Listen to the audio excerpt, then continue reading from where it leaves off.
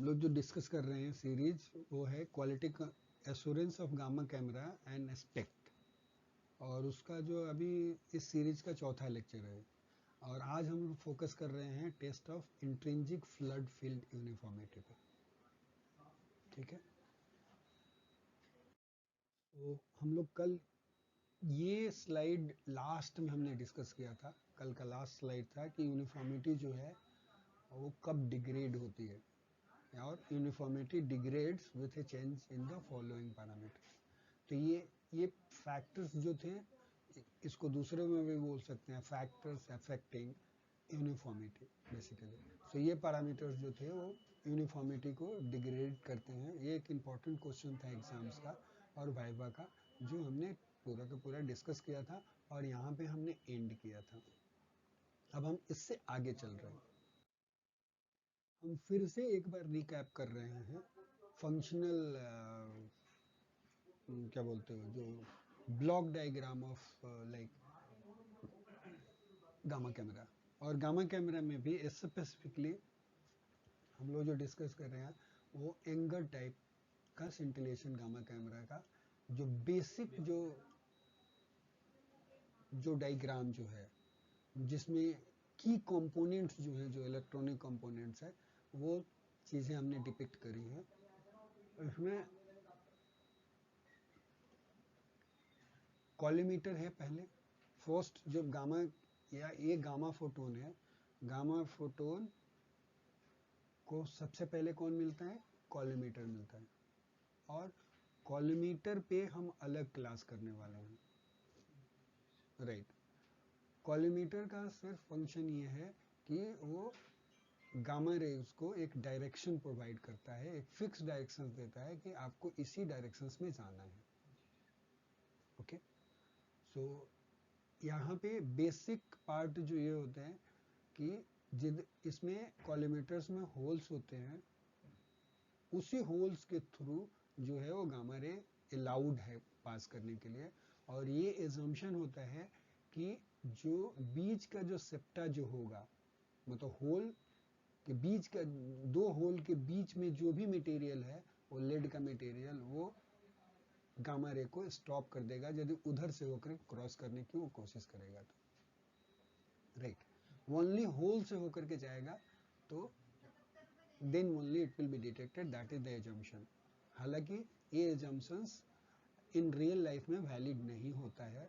तो उस केस में क्या होता है कि स्कैटरिंग भी होती है और पेनिट्रेशंस भी होता है, क्योंकि कई बार वो होल जो सेप्टा जो होता है उसको पेनिट्रेट करते हुए गामा फोटोन जो होता है वो डिटेक्ट हो जाता है।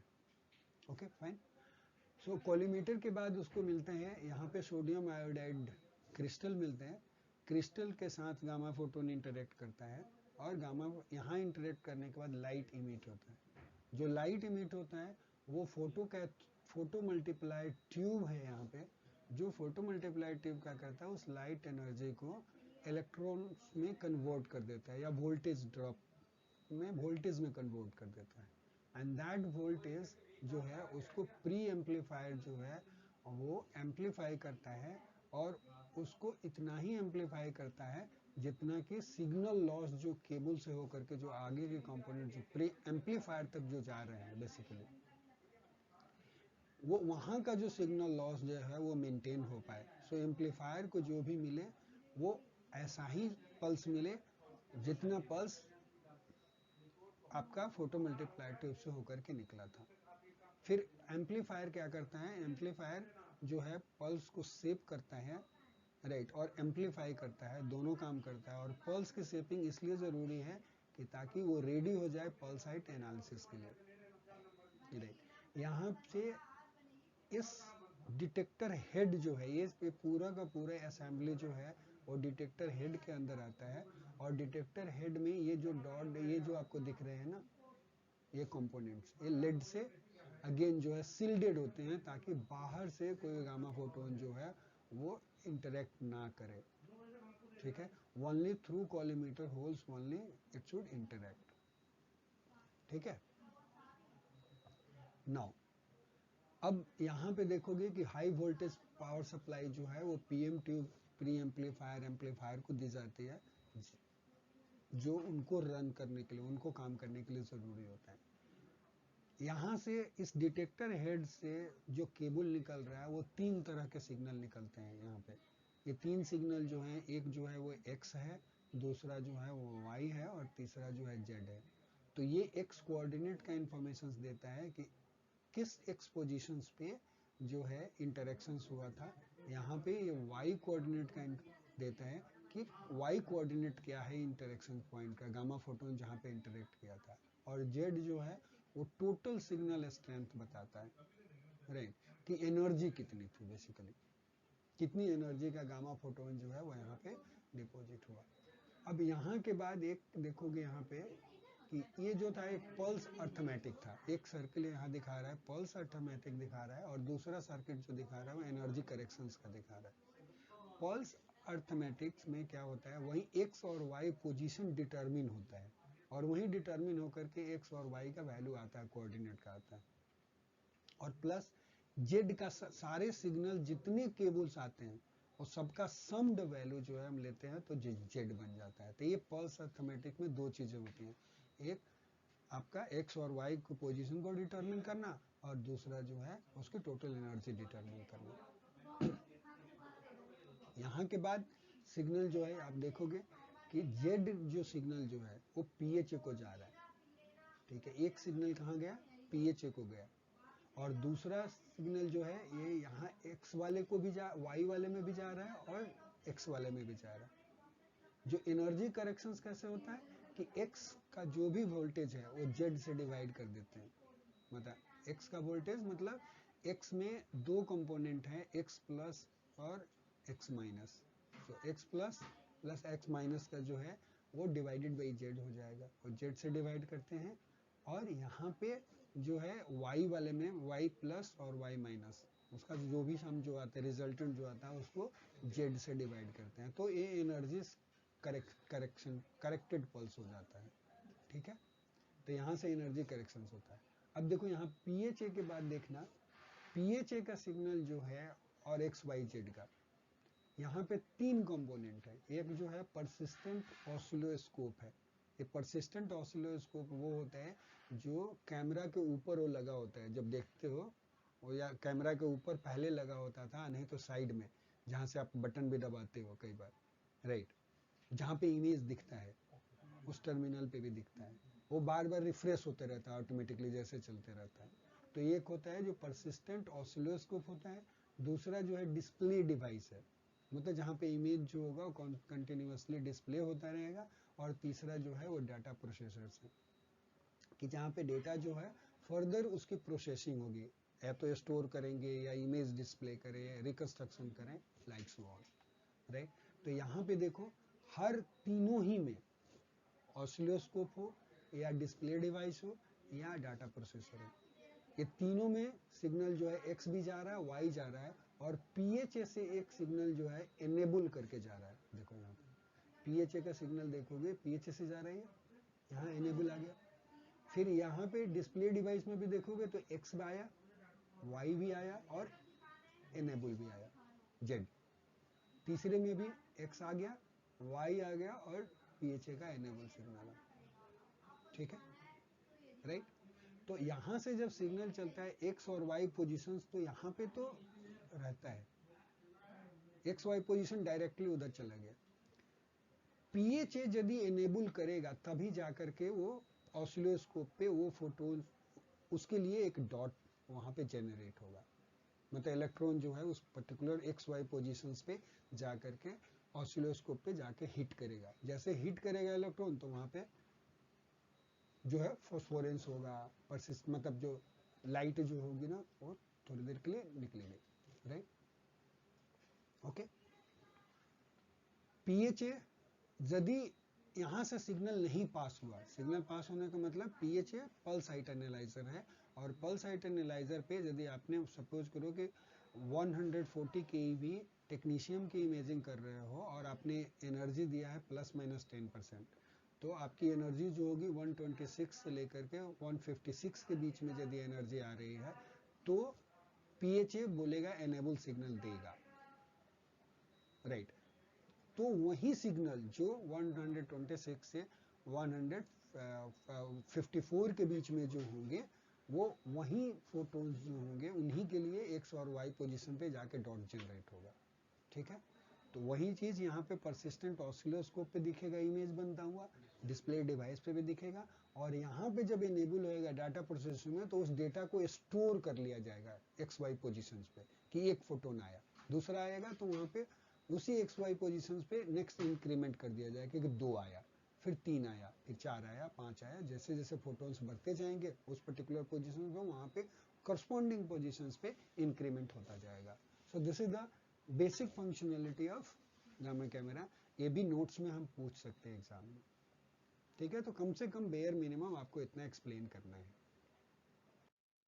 Now, with that background information, now we are going for the intrinsic flood uniformity जो है वो पर्पस क्या है, क्या क्या मटेरियल चाहिए उसको करने के लिए, कैसे टेस्ट करते हैं उसके बारे में डिस्कस करेंगे। ये एग्जाम्स में आता है जनरली। यहाँ पे लोग एक्सट्रिंजिक कराते हैं क्योंकि हमारे पास कोबाल्ट 57 सोर्स है। यदि मान लो कि नहीं है तो पर्पसली एग्जामिनर ऐसा हो सकता है कि आपको इंट्रिंजिक भी बोले करने के लिए। ठीक है, तो you should be able to do it out. Purpose क्या है इसका टेस्ट का?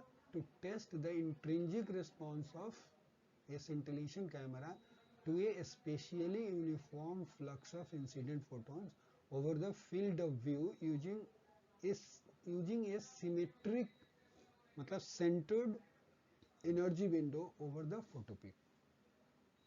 मतलब यहाँ पे क्या, हाँ एक तो क्या देखना है, हमारा पर्पस क्या है कि गामा कैमरा का जो है वो इंट्रिंजिक रिस्पॉन्स कैसा है, किसके प्रति, एक specially uniform source incident photon का सोर्स है, राइट, और पूरे गामा कैमरा के फील्ड ऑफ व्यू पे वो यूनिफॉर्म पड़ रहा है फोटोन बेसिकली, राइट।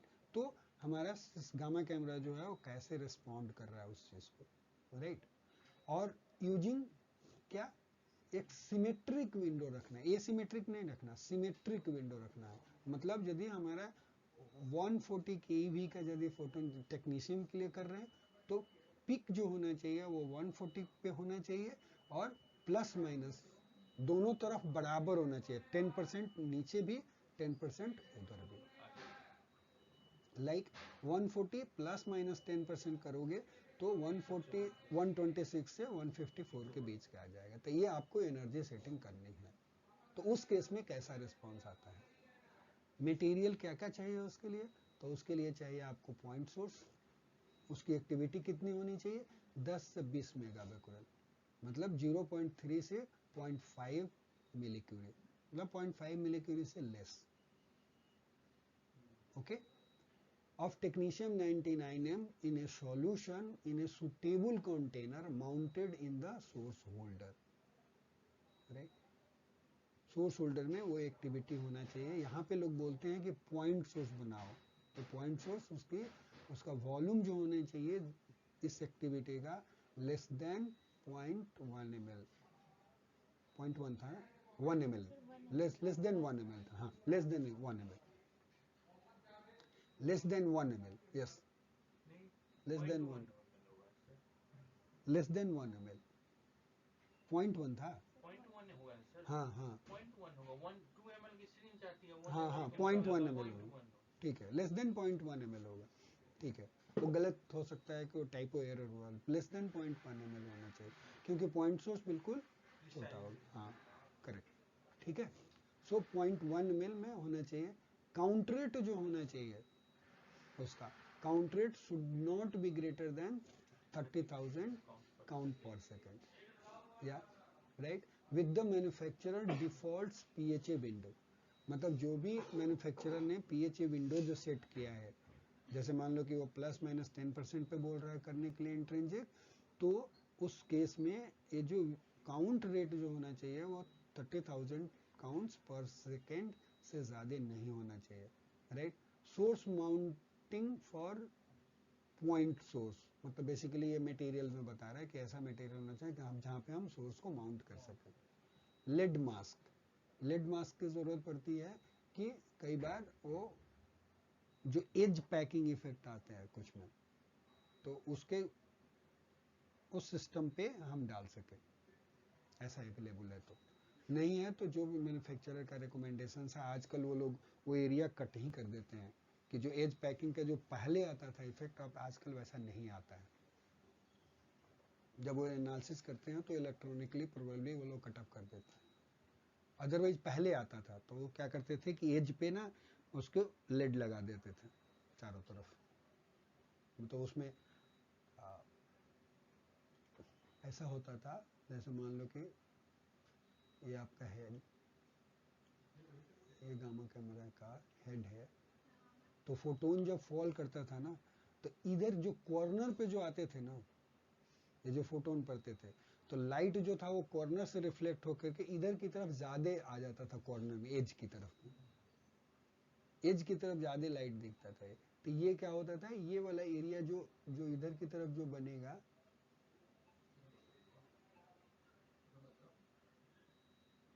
इसमें तो यूनिफॉर्म होता था, लेकिन ये एरिया जो होता था वो उधर की तरफ ज्यादा काउंट आ जाते थे, तो ये इसी पे लेड लगा देते हैं, ये लेड मास्क की तरह काम, ताकि वो एरिया यूएफओ से कट ऑफ हो जाए। जब हम एनालिसिस करें यूनिफॉर्मिटी का, तो इसी एरिया को हम लोग एनालिसिस करें और यूनिफॉर्मिटी के कैलकुलेशंस में ले या देखने के काम में आए। ठीक है, क्यों बोला है कि 30,000 से कम होना चाहिए? क्योंकि हमने कल भी डिस्कस किया था कि काउंट रेट के ऊपर यूनिफॉर्मिटी जो है वो चेंज होती है, यूनिफॉर्मिटी डिग्रेड होती है, राइट। इसलिए उसका लिमिट जो हमने दिया कि 30,000 से 30,000 काउंट्स पर सेकंड से कम होना चाहिए। ये इसका एक एग्जाम्पल है। देखो जैसे जैसे आप देखोगे कि काउंट बढ़ते जा रहा है, देख रहे हो, इमेज दिख रहा है आपको यहाँ पे यूनिफॉर्मिटी में, could you just see observe, ये दिख रहा है कुछ व्हाइट व्हाइट ब्लॉट ब्लॉट दिख रहा है। हाँ, वो मतलब इमेज डिग्रेड हो रहा है। हाँ, यूनिफॉर्म नॉन यूनिफॉर्म की तरफ आ रहा है, करेक्ट यूनिफॉर्म नहीं। करेक्ट। बीच में भी आना है। वो उतना अच्छे से नहीं दिख रहा है, लेकिन वो दिखेगा। 30,000 से जैसे वो एबव जाओगे तो वो दिखेगा इफेक्ट।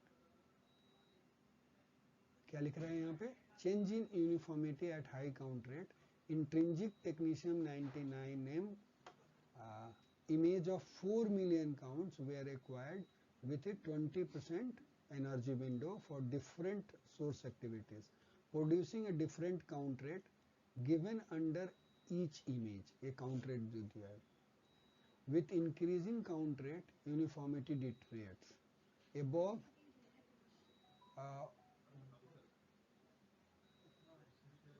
कितना है, हाँ 1,14,000 हुआ, हाँ ठीक है। काउंट रेट पर second, the PMTU were visualized as a cold areas। ये इनवर्स इमेज है, मतलब उल्टा है ना ये। हाँ, ये जो विजुअलाइज हो रहा है वो कोल्ड एरिया की तरह है, ये बाकी जो जो जो वाइट हो जाएंगे। In practice, clinical work is unlikely to produce count rates greater than the lowest value shown here। जो सबसे कम पे जो आया है वो इसके बाद ये गड़बड़ हो रहा है, मतलब इतने काउंट रेट जनरली जो होते हैं 30,000 के सीपीएस से भी ज़्यादा नहीं होता क्लिनिकल में। आप कभी देखा है आप लोगों ने इमेजिंग करता, कभी भी ध्यान नहीं दे रहे, जरूरत ही नहीं पड़ती, हम तो बटन दबाते हैं, अपना काम करते हैं, क्या काउंट है उससे क्या लेना देना नहीं कोई बात नहीं है। वो जरा वॉच करना, देखना क्लिनिकल स्टडी जब भी होती है, जब पेशेंट लगाते हो तो कितना काउंट रेट आता है। इवन कोबाल्ट 57 का भी फ्लड सोर्स का जब इमेजिंग करते हो तो काउंट रेट कितना है वहाँ पे डिस्प्ले करता है ना, ये सब पता होना चाहिए, एग्जामिनर ये पूछता है।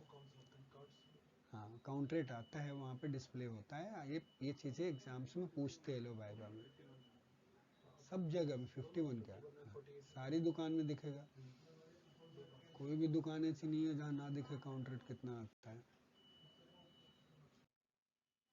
ओके, ठीक है, देखो अलग अलग एनर्जी विंडो का भी असर पड़ता है। देखो 10% पे सेम चीज, 15% पे, 20% पे, देखो कैसे कैसे इमेज है। ओके, तो आपको जो भी करना है, मतलब जो भी जिस पर्टिकुलर जनरली जो है वो हम लोग करते हैं 20% विंडो वाले पे ही करते हैं हम लोग। तो वो फिक्स रखना है, ये नहीं होना चाहिए कि आज जो है 20% पे किया, कल मर्जी 10% पे करेंगे, परसों तो भाई हम अपने 40% पे करेंगे, वो तो हम बॉस है ना, नहीं जैसे मर्जी वैसा चेंज कर लेंगे, नहीं। और जब कंपेयर करने का कोशिश करेंगे तो ये तो तीन तो कंपेयर हो नहीं रहे सही से, राइट। तो फिक्स्ड वैल्यू ही रखना है डेली, राइट। और तब जाकर के डे बाय डे का कंपैरिजन हो सकता है कि कल कैसा था और आज कैसा है, यूनिफॉर्मिटी विजुअली डिग्रेड हो रही है नहीं हो रही है, that comparison can be done, right. ठीक है सर। अब एग्जामिनर यहाँ पे आपसे क्या क्वेश्चन पूछ सकता है कि भाई मान लो कि ये जो 10% या 20% पे करके लेकर के आए हो, यदि हम कम कर दें और ज़्यादा कर दें तो इमेज में क्या फर्क पड़ेगा, याद रखिएगा। आप तो किसी एक पर्टिकुलर वैल्यू पे लेके जाएंगे, ठीक है। देखो यहाँ पे क्या था कि ये पहला तो क्वेश्चन ये था कि 30,000 काउंट पर सेकंड देखना है, सोर्स रखना है तो मॉनिटर पे देखना है कि इसका काउंट रेट कितना था, वो काउंट रेट की बात हो रही है। टोटल काउंट इमेज में एक्वायर हो रहा है उसकी बात नहीं हो रही, क्लियर। टोटल काउंट एक्वायर करने की बात नहीं बोली हमने, बोली सोर्स रखना है और देखना है कि कितना काउंट रेट आ रहा है, काउंट पर सेकंड कितना आ रहा है। वो काउंट पर सेकंड जो होना चाहिए वो 30,000 से ज्यादा नहीं होना चाहिए। ये यूनिफॉर्मिटी करने का एक प्रोसीजर है, इंट्रिंसिक करने का या एक्सट्रिंसिक जो भी है। अब वहां पे क्या है कि ये क्यों इंश्योर करते हैं कि नहीं होना चाहिए, क्योंकि यदि इससे ऊपर बढ़ेगा तो नॉन यूनिफॉर्मिटी रिजल्ट हो सकती है because of high count rate. हमने जो इमेज दिखाया उसमें 1,14,000 था ना काउंट पर सेकेंड के बाद वो क्लियर दिख रहा था साहब सब जगह पर, क्योंकि पीएम ट्यूब के पैटर्न्स दिखने लगे थे हमें, वो एग्जाम्पल लेगा। और उसमें हमने बोला कि जो जनरली जो होता है वो क्लिनिकल जो भी हम स्टडी करते हैं इतना काउंट रेट होता नहीं है, इसलिए हमें वरी करने की जरूरत नहीं है कि नॉन यूनिफॉर्म रिजल्ट आ जाएगा या कोई पर्टिकुलर प्रॉब्लम आ जाएगा। तो ईसीडी में भी जो तुम कोई भी पेशेंट लगाओगे, तुम काउंट रेट देखोगी ना तो 30,000 से ज्यादा कभी नहीं आने वाला, देख लेना पहली चीज, राइट। और जो तुम बात कर रहे हो कि कितने काउंट एक्वायर करते हैं, टोटल काउंट एक्वायर करने की बात है। Total count is a different thing, I am not talking about the total count, so don't confuse anything, okay, right. So procedure क्या है, प्रोसीजर ये है कि पहला क्या करना है कि remove the collimator from the detector, detector collimator पहले रिमूव करना है, राइट। उसके बाद क्या करना है, डिटेक्टर का हेड, राइट, ये मान लो डिटेक्टर का हेड है और ये मान लो कि ये पैरेलल मैंने ठीक ठाक खींचा है, ये लाइन है, और यहाँ पे कहीं भी जहाँ पर भी आप सोर्स रखेंगे वो सोर्स से होकर के एक लाइन निकालिए, राइट। और ये दो लाइन, ये दोनों लाइन जो होने चाहिए वो क्या होने चाहिए, पैरेलल होने चाहिए, तब जाके इसकी माउंटिंग हो गई। इसलिए ये जरूरी है क्योंकि जैसे हम एंगल देंगे, राइट, तो सोर्स जो यहाँ से जो फ्लक्स जो आएगा वो यूनिफॉर्म नहीं आएगा, यहाँ तो फिर भी आएगा, दूर होगा, तो ये पूरा जो होगा वो ये इसके सेंटर में होना चाहिए अगेन। फिर तो ये डिटेक्टर का सेंटर और सोर्स का सेंटर इसके मैच करना चाहिए, तब जाके यूनिफॉर्मली अगेन ये जाकर के फ्लड करेगा इसको, समझ गए। यहाँ पे क्रॉस होता है ना, एक डिटेक्टर जब खोलते हो तो ये क्रॉस का लाइन उससे वो जहाँ पे सोर्स रखोगे वो लाइन कोइंसाइड करना चाहिए, ओके। उसके बाद क्या बोला कि position the lead marks centrally on the crystal housing, यदि लेड मास्क है तो वैसे ही कवर करने के लिए जैसा प्रीवियस स्लाइड में हमने दिखाया था कि वैसा डालना है। उसके बाद बोला mount the source in the source holder, ठीक है। यहाँ पे जो सोर्स होल्डर है जहाँ पे सोर्स रखना था उसके अंदर सोर्स डाल दीजिए, उसके बाद बोला कि centre the manufacturer default PHA window on the photo peak. PHA window जैसे मान लो कि 140 केबी का है, तो जो डिफॉल्ट उसका पीएचए विंडो है, जो मान लो कि 20% का विंडो है, जो प्लस माइनस 10% है, वो रख लीजिए उसको, राइट। उसके बाद क्या बोला, acquire an image with A preset count. यहाँ पे काउंट की बात करिए, कितना काउंट एक्वायर करना है, 3 into 10⁻7 count. Okay, use a matrix size that produces pixel size with linear dimension of 6.4 mm plus minus 30%। ये नेमा के प्रोटोकॉल है। ये नेमा के हिसाब से यदि इंट्रिंसिक यूनिफॉर्मिटी करना है तो ये काम करना है। आपको मैट्रिक साइज ऐसा चूज करना है ताकि पिक्सल का जो साइज जो है उसका linear dimension 6.4 mm plus minus 30% हो, राइट। ये 64/64 matrix size can be used for any camera with largest dimension of UFOB under 400 mm। यदि मान लो कि उसका 400 mm है, जैसे होता है ना 540 into 400 mm, तो उस केस में 400 mm यदि है उसका फील्ड ऑफ व्यू, तो उस केस में आपका 64 into 64 मैट्रिक्स जब बनाओगे तो एक पिक्सल का साइज जो होगा वो 6.4 प्लस माइनस 30% इसी रेंज में आ जाएगा। Okay, if the FOV is larger, मतलब इससे ज्यादा बड़ा है, तो 128 into 128 matrix should be used.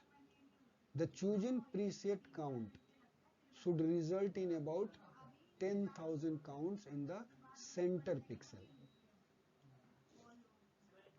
मतलब सेंटर पिक्सल मतलब कि आपका जो भी इमेज मैट्रिक्स बनेगा, राइट, वहां पे इसके सेंटर वाले पिक्सल्स में, इस पिक्सल में, इस वाले एरिया में जो होने चाहिए वो कितने काउंट एक्वायर होने चाहिए, 10,000, 10,000। ये प्रीसेट बनाना है, बाकी में जितना आ जाए। ओके, ठीक है। Obtain a hard copy of the image, वो बोला hard copy of the image with the normal contrast setting and then they adjust the image contrast so that low contrast defects are visible. ये high contrast image basically बनाना है ताकि low contrast object जो है वो visible हो जाए। ये उस समय का प्रोटोकॉल है जब हमारे पास हार्ड फिल्म बनाते थे, एक्सरे फिल्म वाले होते थे, right. Record the background and contrast setting, इसलिए क्यों उस समय पे रिकॉर्ड करना होता था कि record the background and contrast setting, क्योंकि रोज मुझे वही यूज करना है ताकि आज कल वाला इमेज से आज का इमेज में कंपेयर कर पाऊं कि मेरी यूनिफॉर्मिटी डिटोरिएट तो नहीं हो रही है या सेम है या नहीं over the time. Obtain a second hard copy image with high contrast setting से, एक दूसरा इमेज जो है फिर बनाना है जो हाई कॉन्ट्रास्ट सेटिंग पे होगा। Store the digital image data for further analysis, उस इमेज को डिजिटली भी स्टोर किया जा सकता है, तो आगे देख सकते हैं। हाई कॉन्ट्रास्ट में छोटे भी डिटेल्स यदि कुछ गड़बड़ होगा वो तो दिख जाएगा, इसलिए दो इमेज बोला बनाने के लिए, एक नॉर्मल और एक हाई कॉन्ट्रास्ट सेटिंग पे इमेज बनाने के लिए। Remove the source and lead mask, replace the collimator, खत्म हो गया टेस्ट, ठीक है। डेटा एनालिसिस विजुअल, विजुअली क्या करना, visually inspect the image for variation in brightness और डेंसिटी, ठीक है। क्या देखना है कि ब्राइटनेस और डेंसिटी, मतलब नंबर ऑफ फोटोन्स जो है, ऐसा तो नहीं कि कहीं कम ज्यादा तो नहीं है, कहीं पे ज्यादा ब्राइटनेस तो नहीं है कंपेयर टू अदर एरियाज, ये चीज देखना है। Look carefully at high contrast image, अब यहाँ पे हाई कॉन्ट्रास्ट इमेज मॉनिटर पे भी होगा, तो मॉनिटर पे भी विंडो अप एंड डाउन करके देखने की फैसिलिटी होती है, तो विंडो सेटिंग जब चेंज करोगे तो इमेज में ना थोड़ा बहुत भी गड़बड़ होगा तो दिख जाता है। Okay, note any areas that clearly stand out or any areas indicating out of tune PMT। यदि कोई भी एक एरिया जो बिल्कुल अलग दिखता है, स्टैंड आउट होकर के दिखता है, चाहे कम काउंट हो या ब्राइटनेस ज्यादा हो, राइट, दोनों ही केस में वो क्या इंडिकेट करेगा कि it is out of tune है बाकी पीएमटी के कंपैरिजन में। ओके, दूसरा जो था वो डिजिटल मेथड था, जो नेमा का कल हम लोग ऑलरेडी डिस्कस कर चुके हैं, सो आई विल स्किप दैट। ये सारे मैं डिस्कस कर चुका हूँ, ये सारे स्लाइड। यस, ठीक है। Now come to the observation. This test is intended to be performed as an acceptance and reference test. मतलब इस जो अभी हमने जो प्रोसीजर डिस्क्राइब किया इंट्रिंसिक यूनिफॉर्मिटी टेस्ट का, वो एज ए रेफरेंस टेस्ट या एक्सेप्टेंस टेस्ट की तरह परफॉर्म्ड होता है, राइट, करेक्ट। मतलब एक्सेप्टेंस टेस्ट वो होता है जब मशीन आती है, नई मशीन लगते हैं, उस समय पे जो जो टेस्ट होते हैं उसके रिजल्ट स्टोर करके रखे जाते हैं, उसको एक्सेप्टेंस टेस्ट भी बोलते हैं, रेफरेंस टेस्ट भी बोलते हैं, कि वहीं से कंपैरिजन शुरू होता है कि देखो जी जिस दिन आपने हमें कैमरा दिया था उस दिन इसका ये वैल्यू था। अब इंजीनियर को हम लोग बोलते हैं यदि कोई भी उसमें गड़बड़ हो रहा है, कोई भी प्रॉब्लम आ रहा है, तो हम बोलते हैं कि उसको मेंटेन करो, जैसा पहले दिन था उसी तरह की क्वालिटी लेकर के आओ, इसीलिए वो रेफरेंस टेस्ट करके स्टोर करते हैं, रखते हैं अपने पास, ठीक है। If the scintillation camera is fitted with a uniformity correction circuit, right, her camera में यूनिफॉर्मिटी करेक्शन सर्किट भी होता है, और जब डेटा एक्विजिशन करोगे तो देखोगे यदि आप एक्विजिशन प्रोटोकॉल, तो कई बार वो टिक होता है कि यूनिफॉर्मिटी करेक्शन करके इमेज ले रहे हैं। वो क्या करेगा कि जब भी इमेज कोई भी इमेज बनाएगा उसमें उस डेटा में पहले यूनिफॉर्मिटी करेक्शंस करेगा और तब जाके इमेज डिस्प्ले करता है, राइट। तो ये बोल रहा है if the scintillation camera is fitted with a uniformity correction circuit, the test should if possible be performed with and without the circuit enabled. मतलब आपको दोनों ही तरीके से करने हैं, एक बार सर्किट को इनेबल करना है, मतलब यूनिफॉर्मिटी करेक्शन का चेक बॉक्स ऑन करके करना है, एक बार चेक बॉक्स ऑफ करके करना है। तो with and without uniformity corrections आपको इमेज एक्वायर करनी है। Most modern scintillation camera computer systems have installed a appropriate software to perform this digital analysis automatically.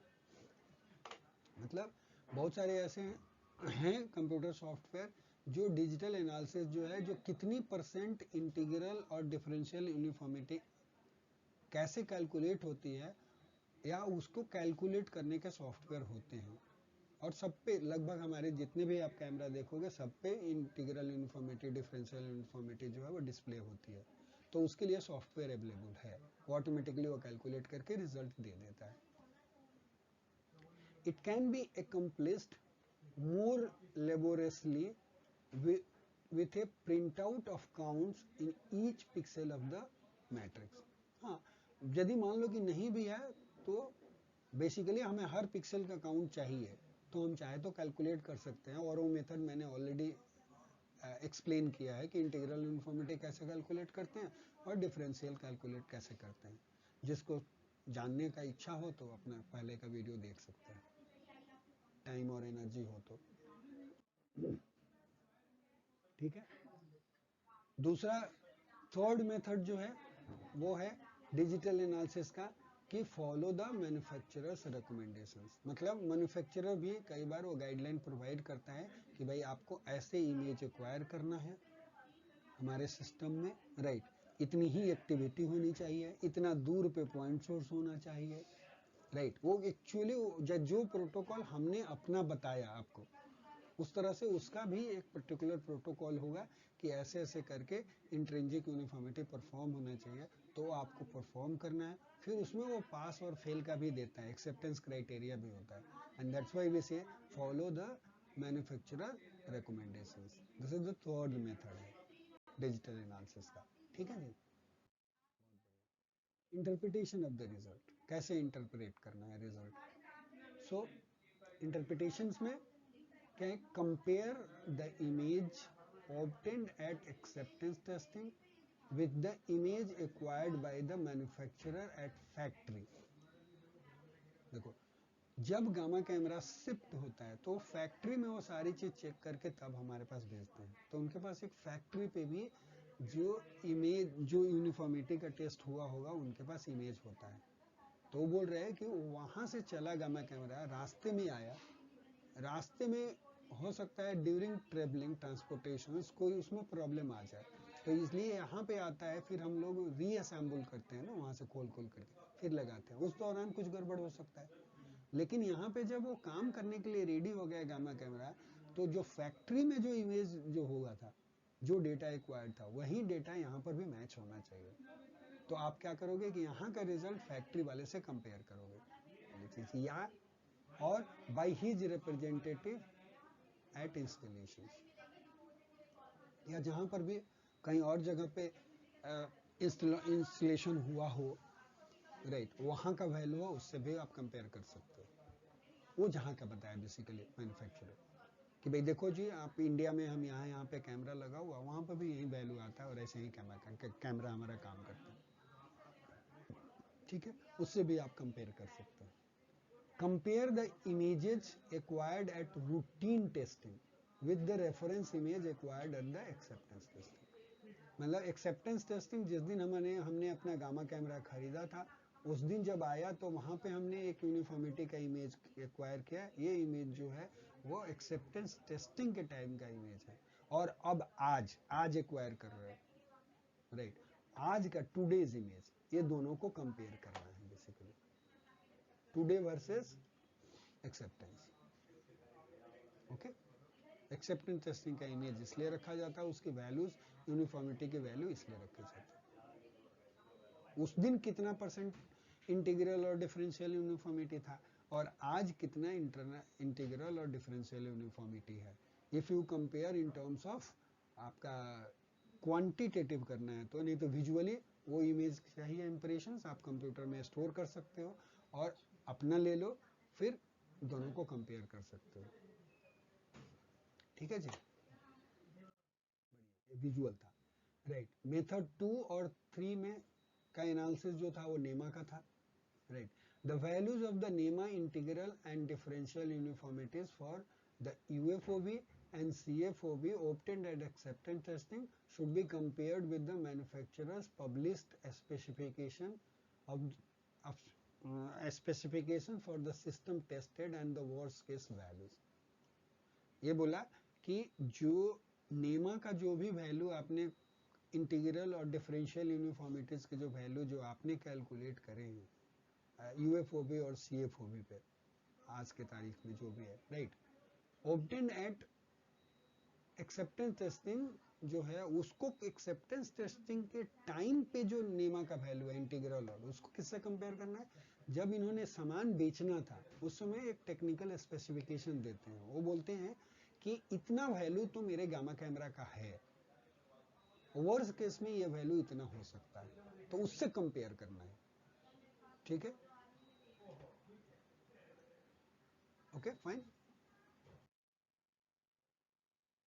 Continued. Method 2 and 3 digital analysis. The values obtained at routine testing should be compared with the reference values. अब interpret कैसे करना है, the value of uniformity of most scintillation camera with uniformity correction circuit, यदि uniformity correction circuit on है तो, but with circuit disabled will be poorer than the circuit enabled, ठीक है, मतलब यदि आप यूनिफॉर्मिटी करेक्शन सर्किट ऑन रखते हो तो उस समय पे यूनिफॉर्मिटी अच्छी आएगी, और यदि यूनिफॉर्मिटी करेक्शन सर्किट जो है ऑफ रखते हो तो उस केस में आपका यूनिफॉर्मिटी का वैल्यू जो है वो थोड़ा ज्यादा आएगा, मतलब उतना अच्छा नहीं आएगा, ये बात ध्यान में रखना है। If possible, uncorrected reference image should be obtained at the time of acceptance after major repair and if daily uniformity worsens। मतलब कब क्या बोल रहे हैं, इफ पॉसिबल, इफ पॉसिबल क्यों बोल रहा है, इफ पॉसिबल इसलिए बोल रहे हैं क्योंकि कई बार हो सकता है कि कोई गामा कैमरा वो फैसिलिटी उन्होंने ना दी हो कि अनकरेक्टेड भी आप एक्वायर कर सकते हो, तो यदि लेकिन पॉसिबिलिटी है कि बिना यूनिफॉर्मिटी करेक्शन सर्किट एनेबल्ड किए यदि हम एक्वायर कर सकते हैं तो एक्सेप्टेंस टेस्टिंग के टाइम पे अनकरेक्टेड यूनिफॉर्मिटी करेक्शंस वाला भी इमेज स्टोर करना चाहिए, राइट। आफ्टर मेजर रिपेयर, यदि मान लो कि कोई गामा कैमरा में कोई ऐसी खराबी आ गई, कुछ दिन तक शट डाउन रहा, फिर आया इंजीनियर ने खोला, उसको ठीक किया, और तब फिर चेक करना है, वो भी रखना चाहिए। और दूसरा, if the daily uniformity versions, मतलब कि डेली यूनिफॉर्मिटी जब आप चेक कर रहे हो तो धीरे धीरे आपको देख के लग रहा है कि ये अब तो खराब ही हो रही है, तो ये भी रिकॉर्ड रखना चाहिए, ठीक है। Scintillation cameras fitted with lookup tables used for uniformity corrections, which are acquired on site, should determine that corrections were loaded within week of the acceptance testing. क्या बोल रहा है, देखो, जो भी यूनिफॉर्मिटी करेक्शन जो होता है वो हमेशा वो करते क्या है कि यूनिफॉर्मिटी मैप उनके पास है, तो उनको पता है कि इस एरिया का, इस पर्टिकुलर पिक्सेल्स पे मुझे ज्यादा करेक्ट करना है कि कम करना है। क्योंकि आप जब भी यूनिफॉर्मिटी एक्वायर करोगे तो हमने कल भी डिस्कस किया था कि वो पीएम ट्यूब की ट्यूनिंग पे सबसे ज्यादा डिपेंड करता है। तो यदि मान लो कि ट्यूनिंग यदि प्रॉपर नहीं है तो कहीं पे काउंट थोड़ा ज्यादा आएंगे, कहीं पे कम आएंगे। अब है कि कहाँ पे कितना करेक्शन अप्लाई करना है ताकि यूनिफॉर्म इमेज आ जाए, वही लुकअप टेबल में स्टोर्ड होता है कि इस पिक्सल पे इतना करेक्शन प्लस करना है या माइनस करना है, समझ गए, या डिवाइड करना है, कितने से डिवाइड करेंगे कि बराबर हो जाएगा। तो वो वैल्यूज स्टोर्ड होता है लुकअप टेबल में, ठीक है, जो ऑन साइट अप्लाई होता है। शुड डिटर बोल रहे हैं कि यहाँ पे यदि वो लुकअप टेबल से यूनिफॉर्मिटी करेक्शंस मतलब सिंटिलेशन कैमरा में है इस टाइप की facility which are acquired on site, right, should determine the corrections should determine that the corrections were loaded within 1 week of the acceptance testing। मतलब acceptance testing हो गई, right, तो ये जो है 1 वीक के अंदर जो है यूनिफॉर्मिटी का मैप जो होना चाहिए वो सिस्टम में लोड हो जाना चाहिए। For a period of several months after installation the uniformity of new gamma camera may change, right, as the electronics and photo tubes readjust। जैसे जैसे एक बार इंस्टॉलेशन हो गया, जैसे जैसे टाइम बढ़ता जाएगा तो क्या होता है कि जो इलेक्ट्रॉनिक्स जो है गामा कैमरा का और फोटो मल्टीप्लाइड ट्यूब्स जो है ये रीएडजस्ट करते रहते हैं अपने आप में। तो ये क्या होगा, ऐसा हो सकता है कि यूनिफॉर्मिटी करेक्शंस का जो वैल्यू जो वहां पे स्टोर्ड है वो चेंज हो सकता है, समझ गए। तो इसीलिए यदि मान लो कि यूनिफॉर्मिटी करेक्शंस अप्लाई करने के बाद भी आपको इमेज यूनिफॉर्म नहीं मिल रहा है, राइट, तो इंजीनियर को बुलाना चाहिए और बुला करके वो क्या करेगा, पीएम ट्यूब की ट्यूनिंग करेगा और उसको जरूरत पड़ेगा तो यूनिफॉर्मिटी करेक्शंस का फिर लोड करेगा वो फ्लड बना करके कि क्या करेक्शंस करने हैं, okay. So this may cause the uniformity correction data to become invalid, वही वाली बात, तो invalid हो जाएगा, right। Thus for the first few months after installation the uniformity with corrections applied should be checked each day to use, right। इसीलिए core की बात आएंगे तो कॉर में भी यही होता है, इसीलिए उसको बार बार करना पड़ता है, महीने में कोई गड़बड़ आ गया तो उसको कॉर करके फिर स्टोर करना पड़ता है करेक्शंस के लिए। Appearance of non-uniformity would indicate that the corrections would be recollected, मतलब दोबारा करना है, ठीक है जी। चलें आगे। ओके, नाउ विजुअल एनालिसिस के बाद method 1। Although there are no absolute limit of acceptability, ऐसा कोई absolute limit नहीं है acceptability का, the occurrence of local hot or cold areas that are visible or visualization of PM tube patterns is not acceptable। मतलब बिल्कुल prominent हमें दिख रहा है कि कोई एरिया कहीं हॉट दिख गया, कहीं कोल्ड दिख गया या पीएम ट्यूब का पैटर्न दिखने लगे तो वो यूनिफॉर्मिटी जो है विजुअली एक्सेप्टेबल नहीं है। At acceptance testing, if the image obtained appears to differ from that obtained at the factory or at installation, corrective action should be initiated. यदि मान लो बोल रहे हैं कि एक्सेप्टेंस टेस्टिंग के टाइम पे हमने जो यूनिफॉर्मिटी की वो यदि फैक्ट्री पे जो हुआ था उससे डिफर कर रही है, तभी भी एक्शन आपको इनिशिएट करना है कि नहीं जी आप करेक्ट करिए, हमें फैक्ट्री के बराबर ही चाहिए, वैसा ही इमेज चाहिए जो उस समय पे फैक्ट्री के टाइम पे यूनिफॉर्मिटी इमेज जो थी, सिमिलर मतलब first the uniformity correction should be reacquired by manufacturer's representative. पहला काम ये काम उसको reacquire करना है, right? Uniformity corrections. If this fails to correct the problem, right? लेकिन यदि मान लो कि ये भी फेल कर जाता है तो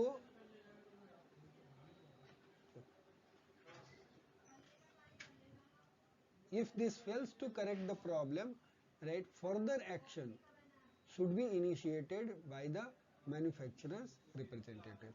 लेकिन यदि मान लो कि उसने भी यूनिफॉर्मिटी करेक्शंस का टेबल जो है एक्वायर कर लिया और उसके बाद भी वो ठीक नहीं हो रहा प्रॉब्लम, तो उसको बोलना पड़ेगा आपको कि भाई इनिशिएट करो, ये ठीक करो, हमारे लिए तो एक्सेप्टेबल नहीं है. Okay, in any case the image should appear uniform and the PMT should not be evident, right? The image should reflect the correct shape of the detector. एक ये भी important point है. ऐसे कई बार क्या होता है कि जो इमेज जो आता है ना ऐसे दिखेगा, इस टाइप से दिखेगा. कई बार इमेज जो होगा, इमेज ऐसा भी दिख सकता है.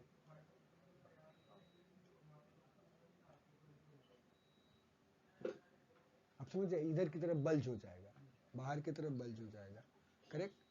तो ये बोल रहा है कि नहीं ऐसा नहीं चलेगा, करेक्ट शेप होना चाहिए. जैसे डिटेक्टर का शेप है वैसा ही शेप दिखना चाहिए. एज शुड नॉट बी जैग्ड, ऐसा नहीं भी नहीं होना चाहिए कि एज पे जो है ऐसे ऐसे ऐसे ऐसे ऐसे ऐसे ऐसे करके दिखे कहीं. समझ गए? हाँ, इस टाइप के ये नहीं पॉसिबल, ये नहीं एक्सेप्टेबल है. This is not acceptable, this is not acceptable, this is not acceptable. Okay, at routine testing the image should be comparable to the reference image. The uniformity must be adequate for clinical imaging. Evident non-uniformity would call follow-up action. ठीक है, यदि बिल्कुल evident है, right, तो आपको follow up करना है. Follow up action करने का मतलब इंजीनियर को बुलाना है, बताना है उसको कि भाई आप ठीक करो. जब तक ठीक नहीं हो जाता तब तक क्लिनिकल यूज में नहीं आएगा गामा कैमरा. मेथड 2 and 3 में चल रहा है. As the value of NEMA integral और differential uniformity obtained at acceptance testing that is above the manufacturer worst case value would call और corrective action initiated through the manufacturer's representative. अब ये बोल रहे हैं कि यदि नीमा टेस्टिंग के मेथड जो यूज करा था और आपने इंटीग्रल और डिफरेंशियल वैल्यूज जो कैलकुलेट करे थे उसका वैल्यू वर्स्ट केस वैल्यू से भी आपका ज्यादा आ रहा है, तो आपको इनिशिएट करना है action. Again action level should be establish at the time of acceptance testing. जब आप एक्सेप्टेंस टेस्टिंग कर रहे हो तो उसी समय पे डिटरमिन कर लेना चाहिए उनके साथ मिल करके कि भाई इतने से ज्यादा जाएगा तो आपको काम करना पड़ेगा, और एक वो बना हुआ होना चाहिए. इससे ज्यादा यदि जा रही है यूनिफॉर्मिटी, वर्स हो रही है, तो हमें इंजीनियर को बुलाना है और करेक्ट करवाना है. That's what it says. The clinical procedures to be performed with the system, that is planar only, whole body, quantitative aspect will determine the stringency of the action level. मतलब किस type का काम कर रहे हो उसके ऊपर डिपेंड करता है. देखो यहाँ पे ना और एग्जामिनर क्वेश्चन पूछता है. जैसे मान लो आपने यूनिफॉर्मिटी किया और एक जगह पे उसमें कोल्ड स्पॉट दिखा और बहुत अर्जेंसी है, क्या आप काम करोगे नहीं करोगे, इस टाइप्स के क्वेश्चंस पूछेगा. समझ गए? वो पोजीशन बताएगा एग्जैक्टली कि यहाँ पे है, तो बताओ कौन कौन सा क्लिनिकल स्टडी कर सकते हो, कौन सा नहीं कर सकते हो. So these are all types of clinical questions are being asked in the exam. Okay, तो यही यहाँ पे बोल रहा है कि जो प्लेनर लेना है, होल बॉडी लेना है, क्वांटिटेटिव इंफॉर्मेशन करना है, एक्सपेक्ट करना है, वो डिसाइड करेगा कि कितना स्ट्रिंजेंट होगा एक्शन लेवल, राइट?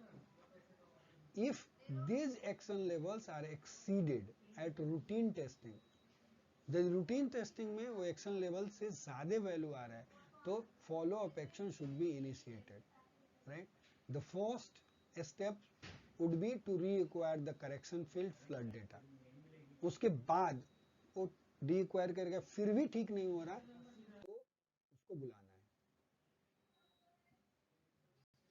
है। ठीक है, ठीक है, यहाँ तो कर, ये सेम शायद रिपीटेड है। would be reacquired the data if appropriate, right? Record करना है सारे result, record all results in order to detect a worsening trend, right, in the values, जो डिस्प्ले करेगा कि ऐसे ऐसे धीरे धीरे हमारा कैमरा का ये हुआ था। देखो स्पेशल प्रॉब्लम तब आता है ना कि यहाँ पे उतना कहीं भी आएगा जब आप लिटिगेशंस में जाओगे, कंपनी मानने के लिए तैयार नहीं होगी, आप बोलोगे मैंने इतना पैसा खर्च किया, तो सारे प्रूफ फिर लेकर के आने पड़े। यही क्वालिटी एश्योरेंस प्रूफ आपको बचाएगा, मतलब आप बचाएगा कहने का मतलब कि वो उसको कैमरा हो सकता है कि रिप्लेस करना पड़े, लेकिन आपके पास प्रूफ ही नहीं है तो वो जीत जाएगा, वो जीत जाएगा, आप कुछ नहीं कर सकते। फिर आपका जो एम्प्लॉयर जो होगा वो आपकी लेगा अच्छे से कि you have not done your proper job, ठीक है? सो record all results in order to detect a worsening trend in the values. Record whether or not the results confirm acceptable performance. If not, indicate the follow-up action taken. ठीक है? Thank you. So, और किसी को कुछ पूछना है? नहीं पूछना है तो again thank you, thank you, thank you.